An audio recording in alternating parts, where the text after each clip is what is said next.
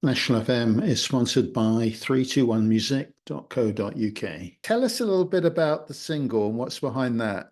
But the sing is called African Identity, and it's a song, I should say, that I wrote inspired by our local celebrations, 50 years of Carnival in Anguilla.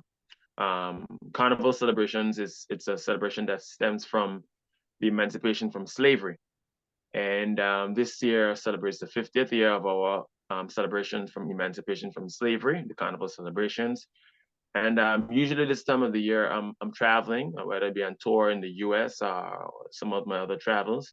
But I wanted to make a contribution towards the summer festival, as I've always been somebody who's thought very consciously and does, as a person from the Caribbean, African Caribbean, Afro Caribbean, identify with that chain of thought. So wanted to write a song to kind of sum up my thoughts on where we were as a people in the Caribbean, and just to celebrate the 50 years of Summer Festival with a song which is entitled African Identity.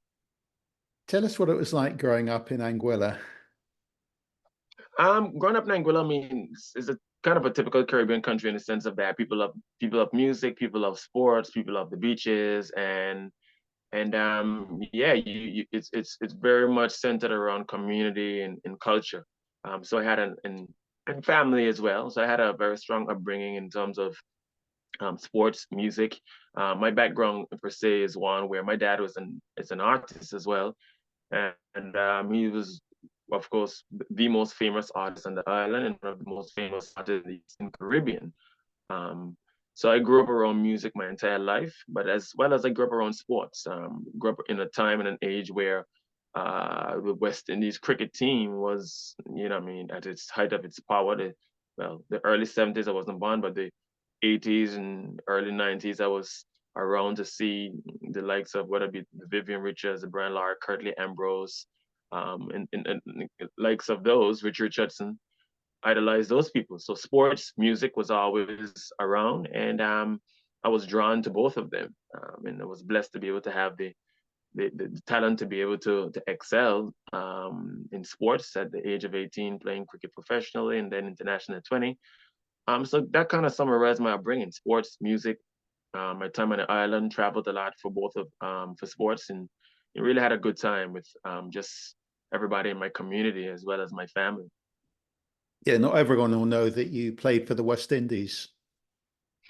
Yeah, I mean, in 2003, I was blessed enough to become the first Anguillan to play international cricket for the West Indies. Also blessed enough to, in my first season, be nominated, be one of three nominees for World Young Cricket of the Year. Myself, James Anderson, and Graham Smith. So it was a joy to be recognized, to have accomplished that at a very young age. And it was a proud moment, not only for me, but of course the entire Anguilla. And just to be part of the West Indies team, something which I've dreamt of. I dreamt of as a child growing up, to be part of that rich legacy and history of West Indies cricket really meant a lot to me. They must have idolized you at the time for on the island for playing for the West Indies. Oh yeah, I mean, growing up in Angola, as I said before, I mean, I don't know if idolize is the right word to use, but everybody was really proud and really had it was almost like a public holiday the day that I got selected when I went off to play cricket. And of course, a couple of weeks later, being able to be a part of the world record chase in Antigua, where we chased down the highest total in the history of cricket. And me, little Omari Banks from Anguilla, being an integral part of that, batting not out at the end. I mean, you can imagine the sense of pride Anguillans felt when I got back home, just to celebrate my arrival. Right. I want to talk a little bit about reggae. We all know what reggae sounds like here in Europe and the States and so on. But tell us a little bit about what reggae really is. I think reggae music at its heart is a music that's was created in Jamaica. But it's a music which is a conscious music, and it's a music which seeks to speak to the heart, roots reggae music, what Bob Marley, Toots and the Maytals, and the likes of the people who created reggae music. It was a music which came from a cultural experience, and it's a music which kind of puts you in the frame of mind to think positively, consciously, and gets you back to a natural way of life. And reggae music has always been a big influence on me in the sense that my dad was well known for reggae music, but even outside of just reggae music, knowing what it meant to me, I was inspired by a lot of other genres of music as well. So reggae music has always been kind of a foundation. But I've been blessed to be exposed to a lot of different styles of music, whether it be soul, rock, blues, jazz, and even folk music. Just because of my upbringing in Anguilla, I was not born in Kingston, Jamaica. So my experience of reggae music is it would be maybe a little bit different. Maybe some of the topics sometimes that I speak of, although I still write from a global perspective. But I think reggae music is kind of just is the vehicle um, that I find best in some ways. Some of the lyrical content which I try to put out, the best delivers that message. So yeah, it's always a joy to make music, which I believe can really hit from the heart. Does it have an association beyond music for you? I know that often it's associated with the Rastafarian, I suppose you call it religion, but how And does that kind of fit in with you, being from a yeah, different I think island?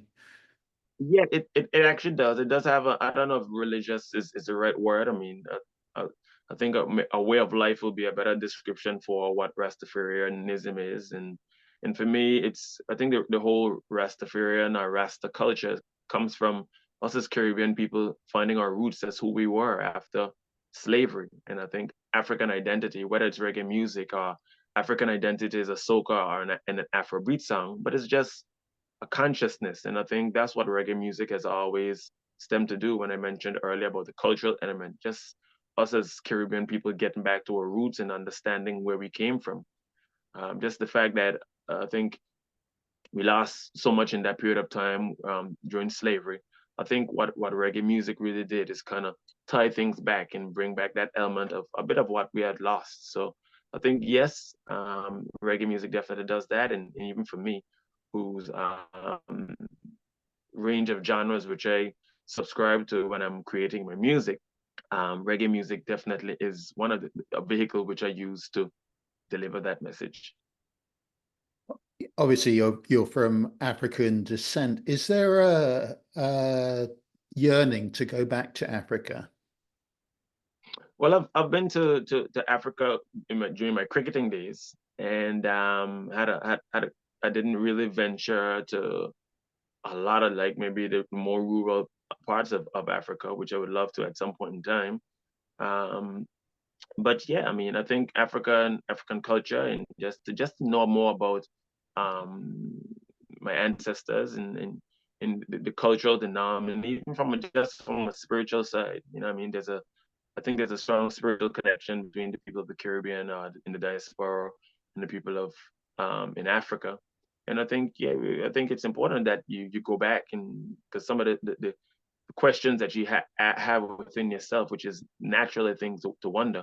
I think a lot of the questions and the answers for those questions lies back in the past and back in Africa and back in the cultural environment which they were created. Can you see how those origins shape your life in some way today? Definitely. I mean, it's shaped in likes, dislikes, preferences, food, um, your rhythmic sense. I think there's certain elements of African culture which no matter how far you take somebody of African descent away from the continent, it comes over and how they deliver themselves and just the whole etiquette and approach to how they view, see life, and approach life. And I think that comes over. That comes over in my music. That comes over in the delivery, and that comes over in the things which I seek to find out more about. And also some of the things which you kind of let go of. I mean, I think that's what life is about. a bit of seeking, a bit of letting go and understanding. It's all a part of the life experience. One final kind of deep question on the whole thing. My parents are both from Czechoslovakia, Czech Republic now. And I was born in the United Kingdom. And in their case, they deliberately brought me up with English body language as much as possible. But I went back to the Czech Republic after communism fell. And I noticed no matter what, that they all hated communism by that time. But despite that, the country, the people had not lost their character of who they were. Let me ask you about the same thing in the Caribbean.